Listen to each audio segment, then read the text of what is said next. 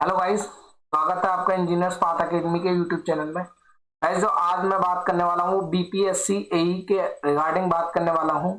जो बीपीएससी एई है उसके बारे में हम बात करने वाले हैं कि उसमें जो पोस्ट आने वाली है, वैकेंसी आने वाली है एई की, वो कब आने वाली है। ठीक है, एक तो ये बात करने वाले हैं। दूसरा गाइस, आपको पता है कि एक जो है कॉन्ट्रैक्ट एम्प्लॉय का 25% का वेटेज जो दे रही है बिहार की गवर्नमेंट, उसके बारे में बात करने वाले हैं कि क्योंकि उस वेटेज के होने की वजह से क्या हो रहा है कि जो फ्रेशर स्टूडेंट है, जो कॉन्ट्रैक्ट एम्प्लॉय नहीं है बिहार में एई या जेई की पोस्ट पे, उनको क्या है फ्रेशर एम्प्लॉय बोलेंगे, मतलब फ्रेशर स्टूडेंट है, तो उनका एलिजिबल नहीं है। वो लोग एलिजिबल नहीं है क्योंकि सिर्फ और सिर्फ आप फॉर्म फिल करोगे, आप एग्जाम देके आओगे, बट आपका सिलेक्शन नहीं होगा। मैं ये लिख के गारंटी के साथ देता हूं, आप कितने ही ब्रिलियंट या कितने ही होनहार स्टूडेंट क्यों नहीं हो, चाहे आपको पूरा सिविल इंजीनियरिंग, पूरा मैकेनिकल इंजीनियरिंग उंगलियों पे क्यों नहीं रखा है आपने, तब भी आपका सिलेक्शन नहीं होगा। बिकॉज ऑफ 25% जो वेटेज दे रही है बिहार की गवर्नमेंट, जो कॉन्ट्रेक्चुअल एम्प्लॉय है उनको, उनकी वजह से आपका नहीं होगा सिलेक्शन।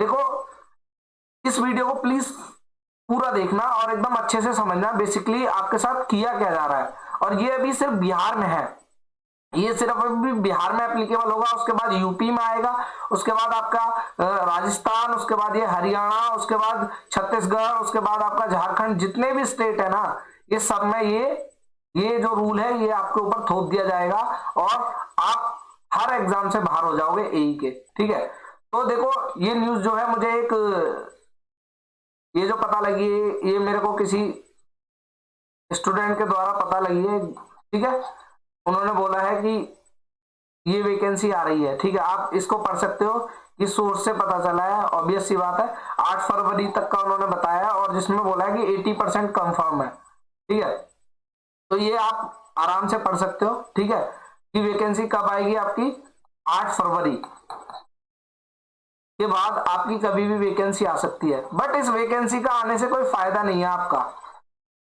अगर ये वैकेंसी आ भी गई तो आपका सिलेक्शन नहीं होना है।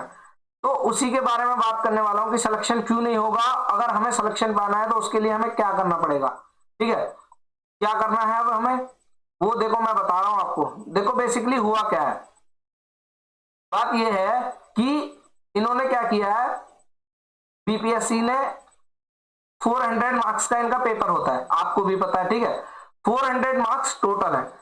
देखो, मैं दो केस कंसीडर कर रहा हूं, एक फ्रेशर स्टूडेंट का और एक कॉन्ट्रेक्चुअल एम्प्लॉय, जिनको 25 मार्क्स एक्स्ट्रा दिए जा रहे हैं इन 5 ईयर, मतलब आपके 5 मार्क्स 1 ईयर में। ठीक है, कितने मार्क्स, 5 मार्क्स 1 ईयर में ये देंगे। देखो, पहला केस क्या है, बेसिकली आप केस को पहला समझो। मान लो कि आप फ्रेशर स्टूडेंट हो, आप टोटल मार्क्स का वेटेज कितना, 400। ठीक है, पहला केस देखो, फ्रेशर स्टूडेंट हो, आपने क्या किया कि फ्रेशर हो तो आपने क्या किया, 300 मार्क्स लिए अपने, इसमें से 400 में से 300 आपने 400 में से मार्क्स गेन करे। उसके बाद क्या किया, जब ये कैलकुलेशन करेंगे ये अकॉर्डिंग टू 100 मार्क्स करेंगे, ना कि 400 मार्क्स। तो कैसे करेंगे, अकॉर्डिंग टू 100 मार्क्स। आपके 400 में से 300 मार्क्स आ गए। उसके बाद क्या किया, इन्होंने डिवाइड किया, ये एक रूल बनाया इन्होंने, इन्होंने क्या किया, डिवाइड किया इसको 100 मार्क्स के बिहाफ पे। ये हुआ आपका 300 डिवाइडेड बाई 400, मल्टीप्लाई 0.75 से मल्टीप्लाई करेंगे तो आपका स्कोर बनेगा 57.25। कितने लेके आए आप, 400 में से 300 मार्क्स आपने गेन करे, उसके बाद आपका जो मार्क्स बनेगा 100 में से वो आया 56.25। ठीक है, अब देखो इस दूसरे केस को देखते हैं जो कॉन्ट्रेक्चुअल एम्प्लॉय का है। इसमें क्या है, एक एक्सपीरियंस है पर्सन जिसने 5 ईयर काम किया कॉन्ट्रैक्ट बेसिस पे इन बीपीएससी एई के पोस्ट पे या जेई की पोस्ट पे। उसने क्या किया, 300 मार्क्स लेकर आया वो 400 में से। उसके साथ भी ये चीज की गई, 300 डिवाइडेड बाई 400 इंटू 0.75, तो प्लस 25 मार्क्स उसको किसके मिले, उसके एक्सपीरियंस के। तो उसका कितना परसेंटेज बना, 100 में से कितना मार्क्स बना, 81.2, तो वो सेलेक्ट हो गया। समझ आई मेरी बात, आपने कितने लेके आए 300 में से, 400 में से कितने लेके आए 400, और आपके मार्क्स बने कैलकुलेशन के बाद 100 के अकॉर्डिंग कितने 56.25। ऐसे ही एक एक्सपीरियंस पर्सन जिसको 5 ईयर का एक्सपीरियंस है, और इतना तो मिनिमम एक्सपीरियंस है बिहार में सबके पास, ठीक है। मैं ये भी बता रहा हूं कि अभी आप सोच रहे हो 1 ईयर 2 ईयर का, मिनिमम 5 ईयर का तो सबके पास है, ज्यादातर लोगों के पास। उसके बाद क्या हुआ, इनका मार्क्स कैलकुलेट किया गया तो इनको कितना मिले 81.25, इनका सिलेक्शन हो गया, ठीक है।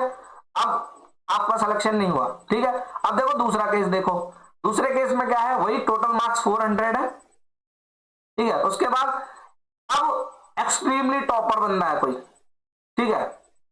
तो अब उसने क्या किया, 300 में से 400 में से 320 मार्क्स लेके आए हो, और एक टॉपर का इतना ही आ पाता है 320, 330, 340, इससे ज्यादा नहीं लेके आ पाओगे आप 400 में से। तो उसने 300 मार्क्स लिया, उसका कैलकुलेशन किया गया मार्क्स ऑफ 100 के अकॉर्डिंग, तो उसके कितने आए 60, 320 डिवाइडेड बाई 400 इंटू 0.75।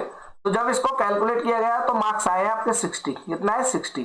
आप एकदम टॉपर स्टूडेंट हो, मतलब 400 में से 300 आपने बहुत महान काम किया है, मतलब आपकी कॉन्सेप्ट एकदम उंगलियों पे है, ये मान लो आपकी प्रिपरेशन इतनी अच्छी है, तो आप नहीं हुए सेलेक्ट। अब यहां देखो एक कॉन्ट्रैक्ट एम्प्लॉय का, कॉन्ट्रैक्ट एम्प्लॉय जिसके पास 5 ईयर का एक्सपीरियंस है, उसने 400 में से 200 कितने लेके आया, वो 400 में से 200 मार्क्स उसने गेन किए।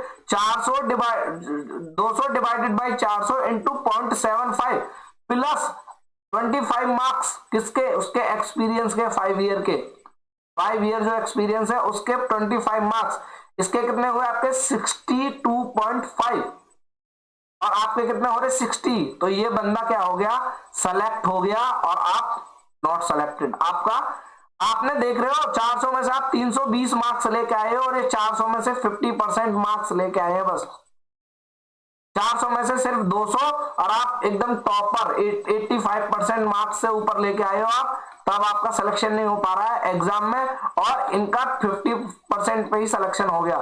तो अब आप समझ सकते हो कि ये क्या किया जा रहा है आपके साथ, सिर्फ और सिर्फ क्या किया जा रहा है, आपको एक धोखा दिया जा रहा है बीपीएससी में कि हाँ वैकेंसी आएंगी। अगर इस रूल के अकॉर्डिंग आप कितने भी ब्रिलियंट स्टूडेंट क्यों ना हो, मैं लिख के दे रहा हूं आपका सिलेक्शन नहीं होगा, क्योंकि आप 400 भी स्कोर, 400 में से 400 भी स्कोर करोगे ना, तब भी आपका 75% ही बनेगा। अगर आप 400 में से 400 भी स्कोर करोगे ना, तब भी आपका 75% ही बनेगा। अगर 400 में से 400 स्कोर करना आपके बस की नहीं है, अगर इन्होंने 400 में से 200 भी स्कोर कर दिया तो तब भी इनका सिलेक्शन हो जाएगा। इनका 75%, अगर इन्होंने 300 कर दिया तो इनका 85% जा रहा है, समझ आ रहा है, 85% और आपका 75।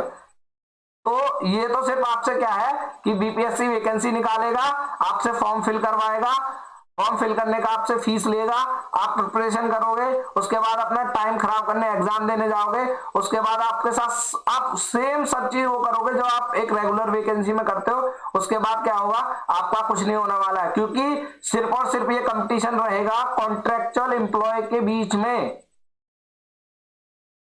आपका तो कोई लेना देना ही नहीं है। सिर्फ आपको ये दिखाया जाएगा कि बिहार में एक ही वैकेंसी आ रही है, और पर लेकिन वो होगी कॉन्ट्रेक्चुअल बेसिस पे। अब कुछ लोग ये समझेंगे कि सर कॉन्ट्रेक्चुअल एम्प्लॉय कितने होंगे, ज्यादा से ज्यादा 100-200।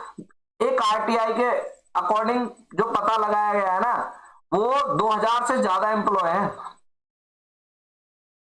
2000 से ज्यादा एम्प्लॉय है। और बीपीएससी एक बार में तो 2000 वैकेंसी कभी नहीं निकालेगा, मुश्किल से 400 या 500 वैकेंसी निकालेगा। और ये भी कब कितने साल में क्लियर कर सकता है, कब क्लियर करता है एक वैकेंसी को, 4 से 5 साल में एक वैकेंसी को क्लियर करता है बीपीएससी। तो आप तो बुढ़े हो जाओगे जब तक इनका इंतजार करोगे, और ये क्या है, ये जॉब लेके मजे लेंगे अपनी इनकी जिंदगी। देखो ये सीधा का सीधा करप्शन है, मैं साफ साफ बोलता हूं, ठीक है। ये सीधा का सीधा करप्शन है, पैसे देके ये रूल बनाया गया है, और सिर्फ बाहर किया गया है जो फ्रेशर स्टूडेंट है उनको, और जो कॉन्ट्रेक्चुअल है उनकी बल्ले बल्ले की गई है, ठीक है। तो आप लोगों को क्या करना है, इसके अगेंस्ट यूनिटी बनानी है। और देखो बिहार के कुछ स्टूडेंट क्या कर रहे हैं, इसके ऊपर केस कर रहे हैं।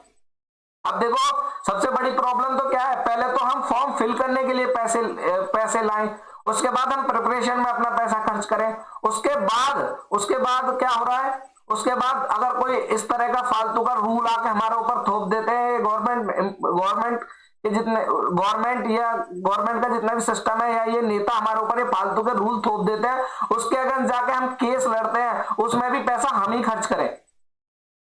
मतलब एक बंदा कहाँ, एक बेरोजगार स्टूडेंट, आप समझ सकते हो एक बेरोजगार स्टूडेंट क्या करेगा।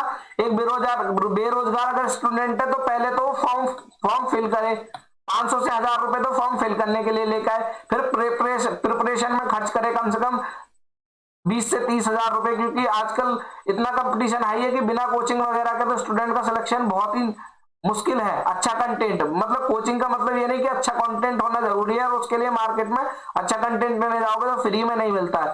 तो प्लस अगर कोई इस तरह फालतू का रूल आके आपके ऊपर थोप दिया गया तो समझ लो क्या हुआ, फिर केस लड़ने के लिए भी पैसा कहां से जाएगा, स्टूडेंट की जेब से। भैया बेरोजगार है स्टूडेंट, उनके पास कोई जॉब होती तो वो फालतू ये सब चक्करों में ना पड़ते। तो देख रहे हो ये मतलब पैसा किससे लिया जाएगा, फॉर्म भरने के लिए भी पैसा हमसे लिया जाएगा, प्रिपरेशन का पैसा भी हम ही देंगे, उसके बाद ये फालतू के रूल आके हमारे ऊपर थोपे जाएंगे, उसका पैसा भी हम ही देंगे। और आपको पता है एक लॉयर की बात करें तो आराम से 3-3, 4-4 लाख रुपए लेते हैं। आपने डीडीए के केस में देखा होगा, यूपी जेई में चल रहा है इस तरह से केस, तो स्टूडेंट कंट्रीब्यूशन भी करे, क्या कहां से लाए यार पैसा, डाका डाले कहीं चोरी करे क्या। ये चीज ना तो नेताओं को समझ आती है ना इस करप्ट सिस्टम को समझ आती है। तो प्लीज यार बाहर निकलो आप, देखो यार कहा हर जगह प्रॉब्लम है, हर स्टेट सेंटर कहीं भी उठा लो, इंजीनियर स्टूडेंट खासकर बीटेक वालों के साथ में गेम खेला जा रहा है अच्छी तरह, और आप लोग फिर भी इस बात को नहीं समझ रहे हो, यूनिटी नहीं दिखा रहे हो। यूपी जेई में आपको बाहर कर दिया गया, ऐसे बीएसटी जेई होता था बिहार में, उसमें आप 2015 तक अलाउ थे, 2015 तक इसमें आप अलाउ थे जेई पोस्ट के लिए बीटेक स्टूडेंट, किसी ने ध्यान नहीं दिया, और जिन्होंने ध्यान दिया 10-15 लड़के जो भी थे साथ, उनका साथ किसी ने दिया नहीं, और आपके साथ आपके बिहार जेई भी आपके हाथों से चला गया। अब बिहार एई भी चला जाएगा आपके हाथों से, और आप फिर क्या करना, बेरोजगार घूमते रहना सड़कों पे, ठीक है।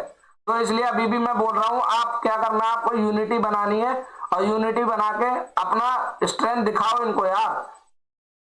ये फर्जी के जो आजकल के चल रहे हैं ना, ये रिलीजन और ये कास्टिज्म, इन सब चीजों से उठो ऊपर यार, इन सब से कुछ नहीं होगा, आपको रोजगार नहीं मिलेगा इन सब चीजों से, ठीक है। तो देखो ये इस जो काला कानून है ना, इसके अगेंस्ट कुछ लोगों ने मुहिम चलाई हुई है, और प्लस देखो आपको सबको पता है यार कि कंट्रीब्यूशन की जरूरत है, तो मैं आपको ये अपना जो भी इसका व्हाट्सएप का ग्रुप लिंक है वो अपने डिस्क्रिप्शन में डाल दूंगा, आप वो ग्रुप ज्वाइन कर लेना, और प्लीज गाइस सपोर्ट करो यार, यूनिटी दिखाओ, और प्लीज वीडियो को यार, इस वीडियो को तो जरूर देखें यार, पूरा वीडियो देखना और ज्यादा से ज्यादा शेयर करना यार, समझो बात को, ठीक है। मिलता हूं मैं नेक्स्ट वीडियो में, तब तक के लिए आपका शुक्रिया।